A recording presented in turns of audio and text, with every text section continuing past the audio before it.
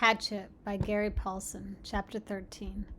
Brian stood at the end of the long part of the L of the lake and watched the water, smelled the water, listened to the water, was the water. A fish moved and his eyes jerked sideways to see the ripples, but he did not move any other part of his body and did not raise the bow or reach into his belt pouch for a fish arrow. It was not the right kind of fish, not a food fish. The food fish stayed close in the shallows, and did not roll that way, but made quicker movements, food movements. The large fish rolled and stayed deep and could not be taken. But it didn't matter. This day, this morning, he was not looking for fish. Fish was the light meat, and he was sick of them. He was looking for one of the foolish birds.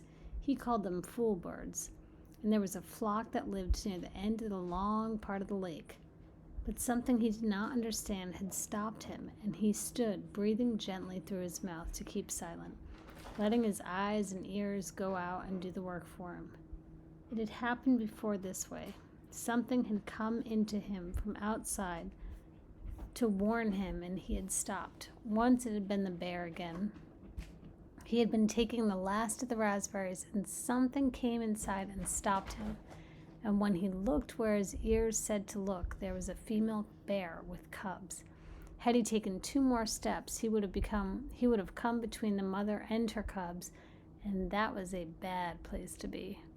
As it was, the mother had stood and faced him and made a low sound in her throat to threaten and warn him.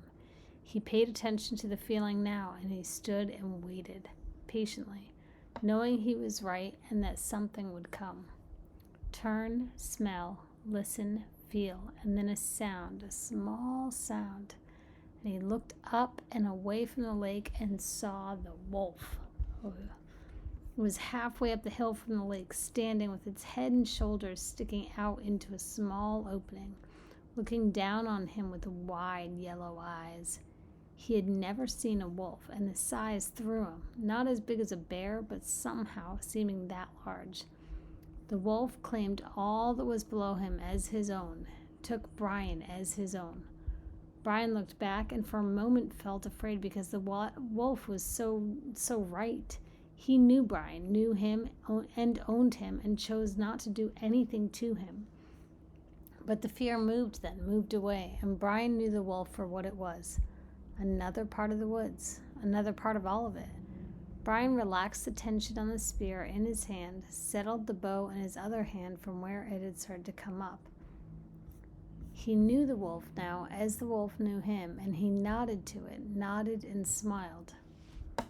The wolf watched him for another time, another part of his life, then it turned and walked effortlessly up the hill, and as it came out of the brush, it was followed by 3 other wolves, all equally large and gray and beautiful, all looking down on him as they trotted past and away, and Brian nodded to each of them. He was not the same now. The Brian that stood and watched the wolves move away and nodded to them was completely changed. Time had come, time that he measured but didn't care about. Time had come into his life and moved out and left him different. In measured time, 47 days had passed since the crash. 42 days, he thought, since he had died and been born as the new Brian. When the plane had come and gone, it had put him down, gutted him, and dropped him and left him with nothing. The rest of that first day, he had gone down and down until dark. He had let the fire go out, had forgotten to eat even an egg, had let his brain take him down to where he was done, where he wanted to be done and done, to where he wanted to die. He had settled into the gray funk deeper and still deeper until finally, in the dark, he had gone up on the ridge and taken the hatchet and tried to end it by cutting himself. Madness, a hissing madness that took his brain.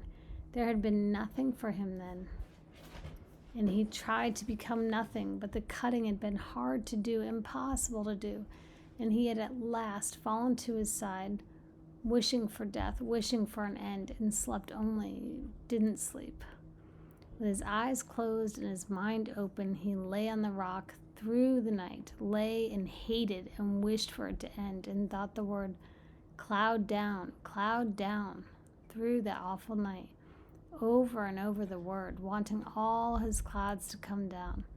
But in the morning he was still there in his side, and the sun came up, and when he opened his eyes, he saw the cuts on his arm, the dry blood turning black. He saw the blood and hated the blood, hated what he had done to himself when he was the old Brian and was weak, and two things came into his mind, two true things. He was not the same. The plain passing changed him. The disappointment cut him down and made him new. He was not the same, and he would never be again like he had been. That was one of the true things, the new things. And the other one was that he would not die. He would not let death in again. He was new. Of course, he had made a lot of mistakes.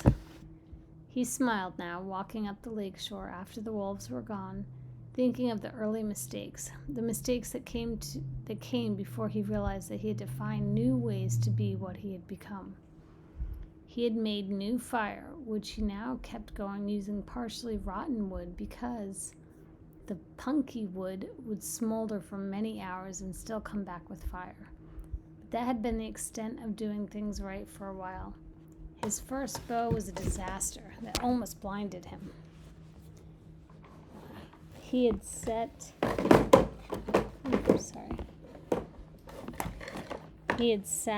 whole night and shaped the limbs carefully until the bow looked beautiful. Then he had spent 2 days making arrows. The shafts were willow, straight, and with the bark peeled, and he fire-hardened the points and split a couple of them to make forked points, as he had done with the spear. He had no feathers, so he just left them bare, figuring for fish they only had to travel a few inches. He had no string, and that threw him until he looked down at his tennis shoes. They had long laces, too long, and he found that one lace cut in half would take care of both shoes, and that left the other lace for a bowstring. All seemed to be going well until he tried a test shot. He put an arrow to the string, pulled it back to his cheek, pointed at a dirt hummock, and at that precise instant the bow wood exploded in his hand, setting splinters and chips of wood into his face. 2 pieces actually stuck into his forehead, just above his eyes, and had they been only slightly lower, they would have blinded him. 2 stiff mistakes. In his mental journal, he listed them to tell his father, listed all the mistakes.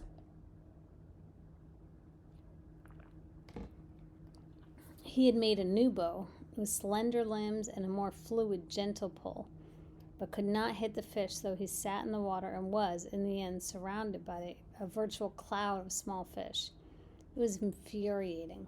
He would pull the bow back, set the arrow just above the water, and when the fish was no more than an inch away, release the arrow, only to miss. It seemed to him that the arrow had gone right through the fish, again and again, but the fish didn't get hurt.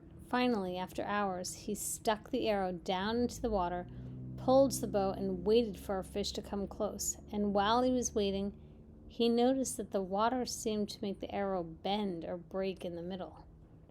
Of course, he had forgotten that water refracts. It bends light. He had learned that somewhere in some class. Maybe it was biology. He couldn't remember. But it did bend light, and that meant the fish were not where they appeared to be. They were lower, just below, which meant he had to aim just under them. He would not forget his first hit, not ever. A round-shaped fish with golden sides as gold as the sun, stopped in front of the arrow, and he aimed just beneath it, at the bottom edge of the fish, and released the arrow, and there was a bright flurry, a splash of gold in the water. He grabbed the arrow and raised it up, and the fish was on the end, wiggling against the blue sky. He held the fish against the sky until it stopped wiggling, held it and looked to the sky and felt his throat tighten, swell, and fill with pride at what he had done. He had done food. With his bow, with an arrow fashioned by his own hands, he had done food, had found a way to live. The bow had given him this way, and he exulted in it. In the bow, in the arrow, in the fish, in the hatchet, in the sky. He stood and walked from the water, still holding the fish, an arrow, and bow against the sky, seeing them as they fit his arms, as they were part of him. He had food. He cut a green willow fork and held the fish over the fire until the skin crackled and peeled away, and the meat inside was flaky and moist and tender. This he picked off carefully with his fingers, tasting every piece, mashing them in his mouth with his tongue to get the juices out of them, hot, steaming pieces of fish. He could not, he thought then, ever get enough. And all that first new day, he spent going to the lake, shooting a fish, taking it back to the fire, cooking it and eating it, then back to the lake, shooting a fish, cooking it and eating it, and on that way until it was dark. He had taken the scraps back to the water with the thought they might work for bait, and the other fish came by the hundreds to clean them up. He could take his pick of them, like a store, he thought, just like a store. And he could not remember later how many he ate that day, but he thought it must have been over 20. It had been a feast day, his first feast day, and a celebration of being alive and the new way he had of getting food. By the end of that day, when it became dark and he lay next to the fire with his stomach full of fish and grease from the meat smeared around his mouth, he could feel new hope building in him. Not hope that he would be rescued, that was gone, but hope in his knowledge, hope in the fact that he could learn and survive and take care of himself. Tough hope, he thought that night. I am full of tough hope.